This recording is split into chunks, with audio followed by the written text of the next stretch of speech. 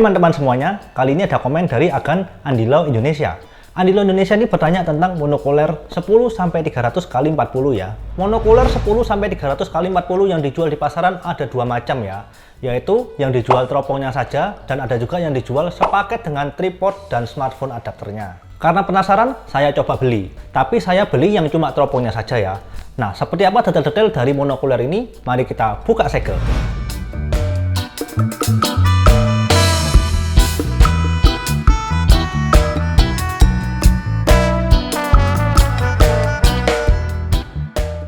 Nah, kalau teman-teman lihat dari penampakan kardusnya, teropong ini tidak ada mereknya ya. Dan harganya juga murah untuk ukuran monokuler seperti ini. Namun, perlu diketahui, kalau teropong yang tidak bermerek atau replika seperti ini, bukan berarti nggak bisa dipakai ya. Ya, masih bisa dipakai, tapi biasanya monokuler yang tidak bermerek seperti ini, build quality-nya sangat ringkih dan speknya tidak seperti yang tertulis. Di bagian atas kardusnya ada tulisan High Quality Telescope. Ya, nggak tahu ya beneran high quality atau enggak. Lalu di bagian sampingnya ada tulisan Perfect for boating, yachting, sport, birdwatching, auto racing, horse racing, hunting, beach, travel. Dan juga ada keterangan warning, jangan melihat langsung ke matahari dengan monokuler ini karena dapat merusak mata Anda hingga menyebabkan kebutaan. Ini mohon diperhatikan baik-baik ya guys. Sekarang mari kita buka saja kardusnya ya. Dan di monokuler ini memang tidak terlalu banyak aksesoris yang didapatkan. Ya, ini ada manual instruction bahasa Inggris dan bahasa Tiongkok. Lalu ada microfiber cloth dan juga ada tali lanyard. Khusus tali lanyard ini nanti akan saya bahas lagi. Berikutnya adalah teropongnya, ya ada plastiknya, saya keluarkan aja. Dan kalian mendapatkan sebuah pouch. Ini bahannya bukan Oscar, tapi ini kain. Ya, di belakangnya ini ada lubang sabuk dan di bagian depannya ini ada velcro. Ya, saya keluarkan aja teropongnya. Nah, kalau ngelihat bentukan dari monokuler ini, pasti teman-teman tidak asing dengan monokuler yang pernah saya bahas sebelumnya, yaitu Nikola.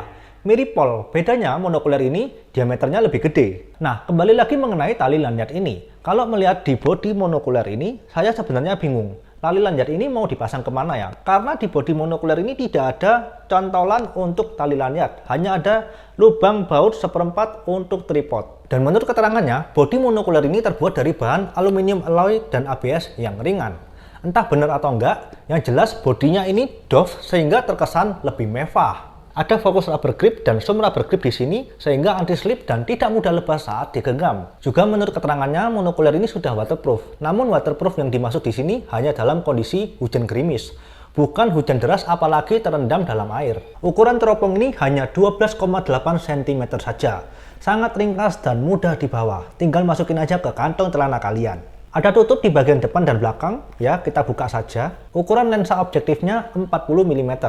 Namun 40 mm ini dihitung secara keseluruhan. Kalau murni lensanya aja hanya 30 mm. Sudah ada lapisan coating FMC broadband green film atau berwarna hijau yang berarti light transmission. Cocok digunakan pada kondisi pencahayaan yang minim sehingga hasil pengamatan lebih jelas dan jernih. Nah, karena ini monokuler, maka prismanya tipe roof yang menurut keterangannya sudah BAK4.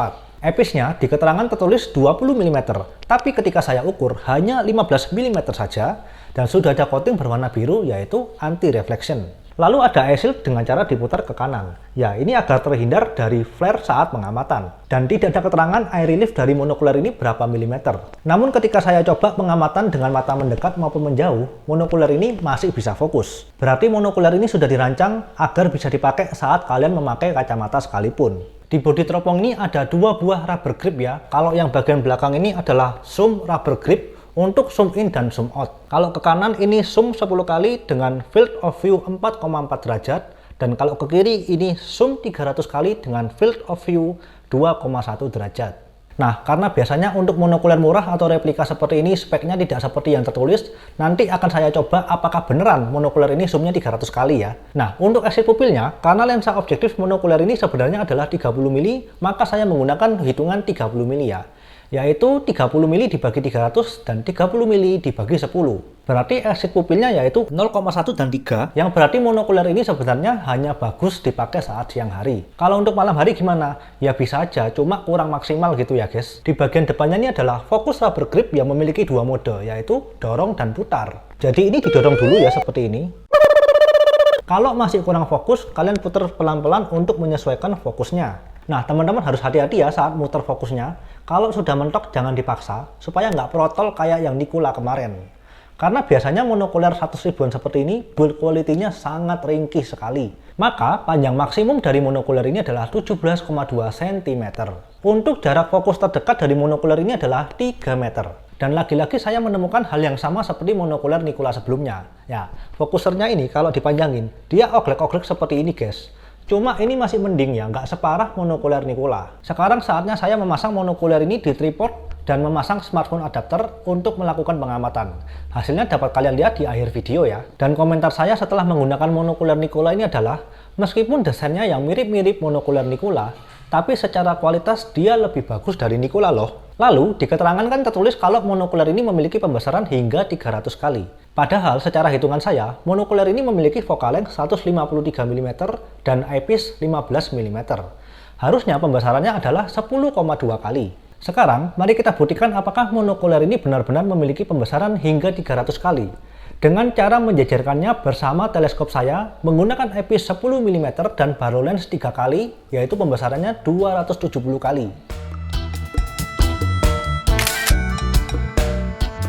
Dan ternyata hasilnya sangat berbeda jauh. Kalau yang kanan ini adalah teleskop saya dengan pembesaran 270 kali, dan yang kiri ini adalah monokuler yang katanya memiliki pembesaran 300 kali. Maka sudah terbukti bahwa spek yang tertulis di monokuler ini pembesaran 300 kali adalah tidak benar. Atau itu hanyalah sebuah gimmick untuk menarik minat pembeli saja. So, sebenarnya monokuler ini tidak buruk-buruk amat ya. Termasuk salah satu monokuler favorit saya.